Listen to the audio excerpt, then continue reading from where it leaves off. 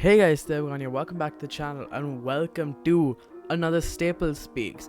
Now, last week I did a video on the greatest football player that you've never heard of. So now it's time for me to tell you about the greatest football team that you've never heard of. It's not a series, it's just another interesting video that I thought I'd make for you guys. Now, picture this. Sunday League. Beautiful Sunday. Wet, rainy morning, you don't like it. Kit man, what kit man? He's probably forgotten his clothes again. You've decided to use those locker room shoes that have been stuck in the background since last April. But there's nothing really like it, isn't it? Now, I obviously have never played Sunday League, but from what I've heard from so many sources, it's a very special feeling. I have played equivalents to it in Indian terms, in futsal, but I'm never gonna get close to the experience of a Sunday League match.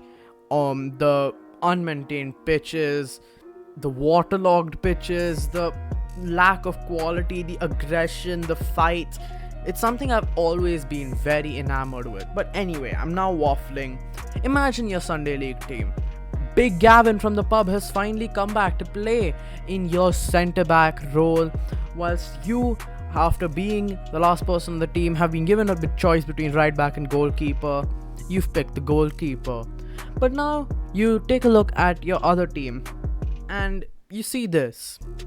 A backline of Sol Campbell, John Terry, Ledley King and Lee Boyer. A midfield of Ade Akinbayi, Paul Konchesky and the Izzet brothers, with a front line of Bobby Zamora and Jermaine Defoe. On the bench, they have Adebayo Akinfenwa, Ezri Konza, Vince Hilaire, one of the first black players in the entirety of England, and Leon Knight. Their director is Tony Carr.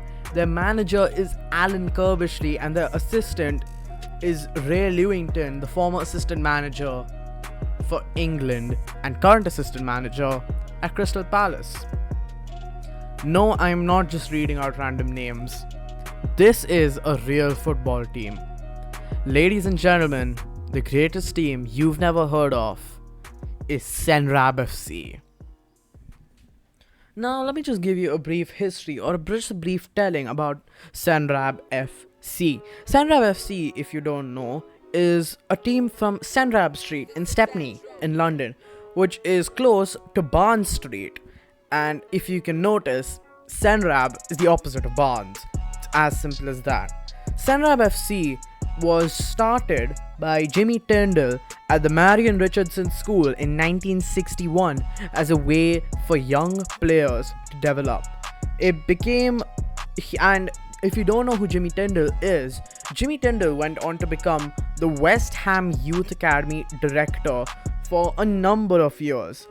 Now, he took what he thought were promising young district and state players, and he put them in one of 15 teams that used to play for and under the Senrab FC banner.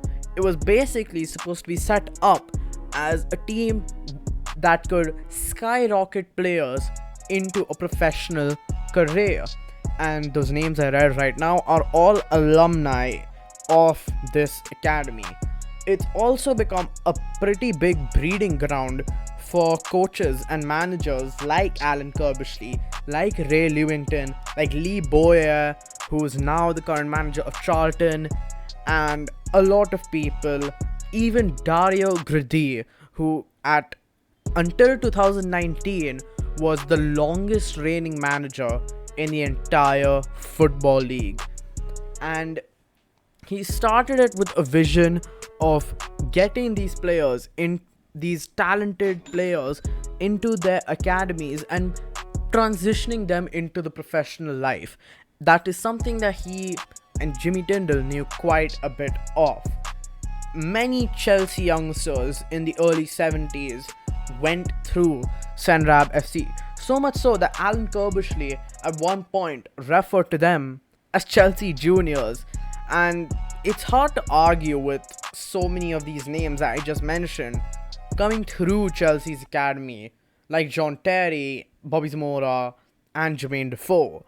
It is filled with quality alumni, and it's been kept alive by the same alumni, especially John Terry, who very recently donated a huge amount of money to keep the club running. It's obviously slowed down a bit in the recent years, because really now only I could find Ezri Konza, Arbayak and Fenwa a bit, but other than those two, it's been a pretty quiet thing. But you can't deny how much of an effect this small Sunday League team has had on football. We're not even talking about Tony Carr in this incident. He is one of the most influential people in UK football in general. We're just skipping over the fact that he was in this club, but he's a small footnote on what makes Sandrab FC. And now let's get to the big question.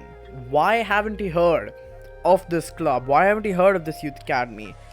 Again, they're not really that publicized in the media. They were given quite a few awards by the BBC in recognition for their efforts towards building youth football.